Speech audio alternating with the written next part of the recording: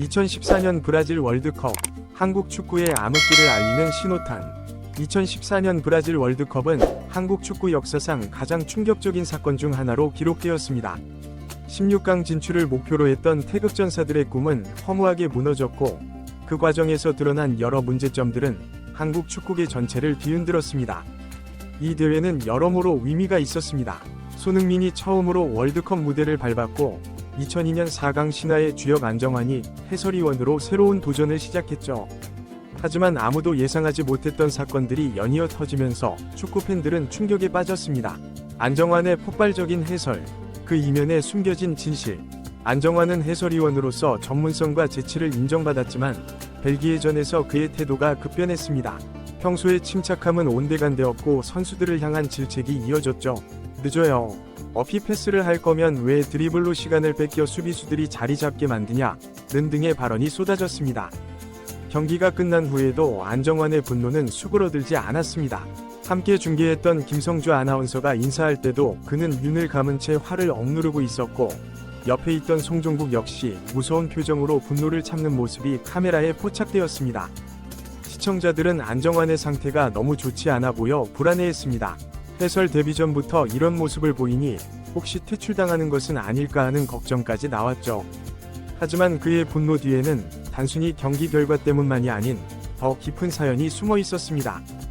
홍명보 감독을 향한 은근한 저격. 한국으로 귀국한 후 안정환은 한 방송 프로그램에 출연해 충격적인 발언을 쏟아냈습니다. 그는 홍명보 감독과의 일화를 언급하며 둘이 있을 땐 육두문자를 섞어 말하는 게 아주 흔한 일이라며 특히 사람들과 있을 때를 유독 싫어했다는 의미심장한 말을 꺼냈습니다. 함께 출연한 송종국도 가세해 선배로서 홍명보에 대해 딱히 배울 점이 없다는 등 대립각을 세웠죠. 당시에는 방송의 컨셉상 심각한 분위기는 아니었지만 시청자들은 뭔가 찜찜한 기분을 느꼈습니다. 10년이 지난 지금 홍명보 감독의 2014 월드컵 당시 행적이 재조명되면서 안정환의 발언에 숨겨진 의미가 새롭게 해석되고 있습니다. 단순히 대표팀의 경기력 때문만이 아니라 감독으로서 홍명보의 자질과 행동에 대한 깊은 실망감이 표출된 것이 아니었을까요? 충격적인 진실의 등장, 접대부 사건과 과거의 트라우마. 최근 밝혀진 바에 따르면 2014 브라질 월드컵 당시 한국 대표팀이 16강 탈락 후 현지 접대부가 있는 술집에서 흥청망청 놀았다는 충격적인 사실이 드러났습니다. 이 사건은 안정환이 그토록 분노했던 진짜 이유를 설명해주는 열쇠가 되었습니다. 더욱 놀라운 것은 안정환 자신도 과거 홍명보로부터 비슷한 경험을 겪었다는 사실입니다. 2010년 무렵 당시 대표팀 선수였던 안정환은 홍명보가 주도한 룸살롱 회식에 강제로 참석해야 했던 것으로 알려졌습니다. 테리우스라는 별명으로 유명했던 안정환은 당시 선수들 사이에서 가장 인기 있는 술자리 동반자였습니다. 그의 잘생긴 외모와 CF 스타로서의 인기 때문에 접대부들의 관심이 집중되었고, 이를 아는 선수들은 어떻게든 안정환을 술자리에 데려가려 했죠. 하지만 안정환은 이런 자리를 극도로 꺼렸습니다. 그럼에도 불구하고 홍명보의 집합 명령을 거부할 수 없었던 것입니다.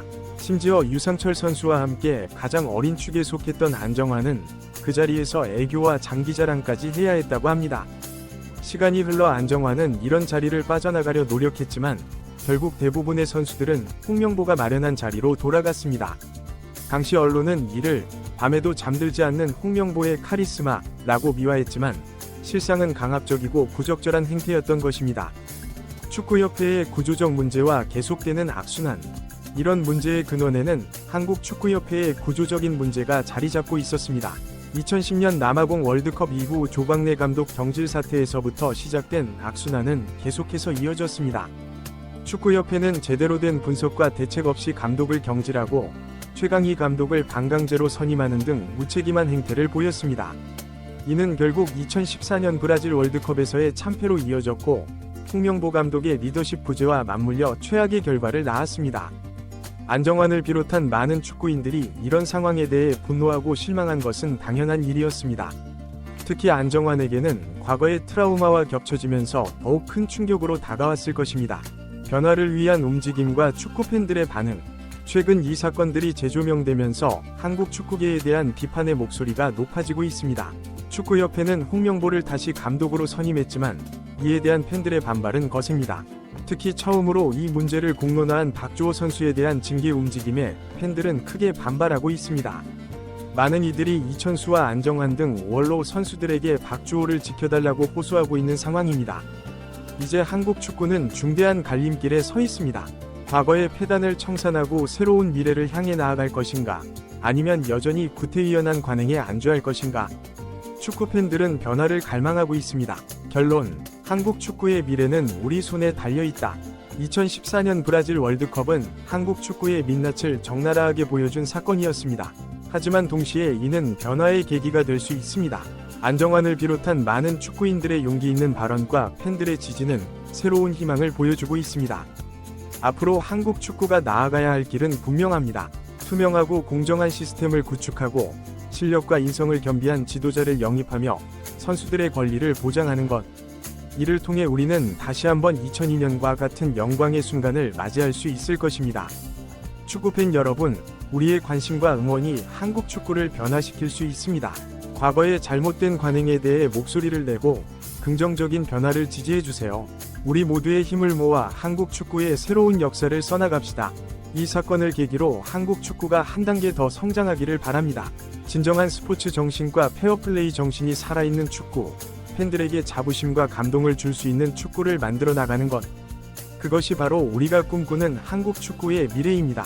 한국 축구의 구조적 문제와 개선 방안. 2014년 브라질 월드컵 사건은 한국 축구의 근본적인 문제점을 여실히 드러냈습니다. 단순히 경기 결과나 특정 인물의 잘못만이 아닌 축구계 전반에 걸친 구조적 문제가 있었음을 알 수 있었죠. 이를 개선하기 위해서는 다음과 같은 방안들이 필요할 것 같습니다.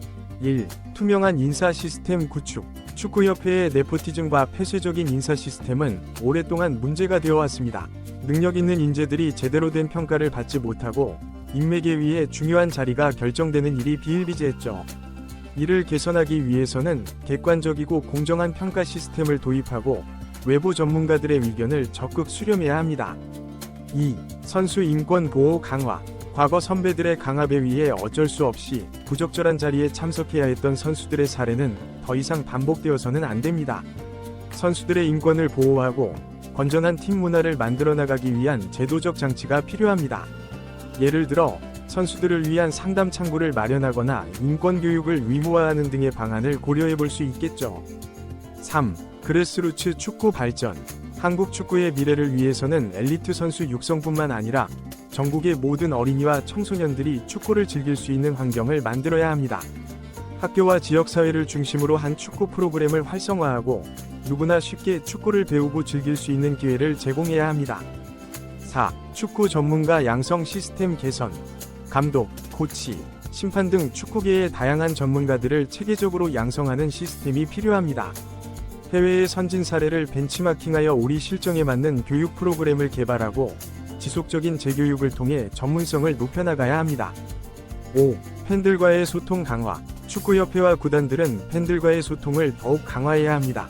SNS 나 팬 미팅 등을 통해 팬들의 의견을 적극적으로 수렴하고 중요한 결정 과정에 팬들의 목소리를 반영하는 노력이 필요합니다.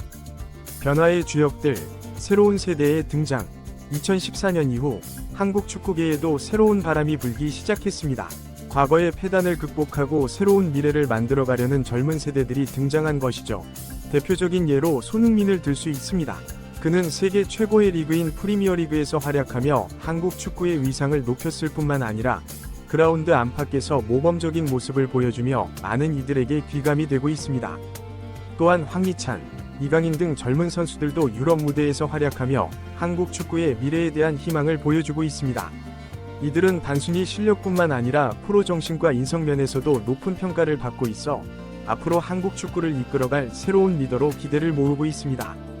코치진에서도 변화의 바람이 불고 있습니다. 해외에서 코칭 경험을 쌓은 젊은 지도자들이 국내로 돌아와 새로운 축구 철학과 방법론을 도입하고 있죠. 이들은 과거의 권위적이고 폐쇄적인 코칭 스타일에서 벗어나 선수들과 소통하며 함께 성장해 나가는 모습을 보여주고 있습니다. 팬 문화의 변화, 더 성숙해지는 축구팬들. 축구팬들의 모습도 달라지고 있습니다. 과거에는 단순히 응원하고 비난하는 데 그쳤다면 이제는 더욱 적극적으로 한국 축구의 발전을 위해 목소리를 내고 있습니다. 소셜미디어를 통해 다양한 의견을 교환하고 때로는 축구협회나 구단의 잘못된 결정에 대해 집단 행동을 펼치기도 합니다. 이러한 팬들의 성숙한 모습은 한국 축구가 더 나은 방향으로 나아가는 데 큰 힘이 되고 있습니다. 또한 축구를 통한 사회공헌 활동에도 적극적으로 참여하고 있습니다. 예를 들어 일부 팬들은 자발적으로 유소년 축구 교실을 운영하거나 소외계층을 위한 자선 경기를 개최하는 등 축구의 사회적 가치를 높이는 데 기여하고 있습니다. 미디어의 역할, 감시자에서 조력자로. 과거 미디어는 주로 선정적인 보도나 결과 위주의 보도에 치중했습니다. 하지만 최근에는 더욱 심층적이고 분석적인 축구 보도를 하려는 노력이 늘어나고 있습니다. 축구 전문 유튜브 채널이나 팟캐스트 등을 통해 다양한 시각에서 한국 축구를 분석하고 발전 방향을 제시하는 콘텐츠들이 늘어나고 있죠. 이는 팬들의 축구에 대한 이해도를 높이고 더 나은 축구 문화를 만들어가는 데 기여하고 있습니다. 또한 일부 언론에서는 축구계의 비리나 문제점을 파헤치는 탐사 보도를 통해 감시자 역할을 하고 있습니다. 이는 축구계가 더욱 투명하고 건강해지는 데 중요한 역할을 하고 있습니다. 결론, 함께 만들어가는 한국 축구의 미래. 2014년 브라질 월드컵 이후 10년, 한국 축구는 많은 변화를 겪었습니다. 아직 완벽하지는 않지만 분명 긍정적인 방향으로 나아가고 있습니다. 이제 우리에게 필요한 것은 지속적인 관심과 참여입니다. 선수, 지도자, 협회 관계자, 팬, 미디어 등 축구와 관련된 모든 이들이 각자의 위치에서 최선을 다하며 서로 협력할 때 우리는 진정으로 자랑스러운 한국 축구를 만들어갈 수 있을 것입니다. 2002년 월드컵의 영광을 넘어 이제는 세계 축구계에서 존경받는 축구 국가로 성장해 나가는 것. 그것이 바로 우리가 꿈꾸는 한국 축구의 미래입니다. 그 꿈을 향해 우리 모두 함께 노력해 나갑시다.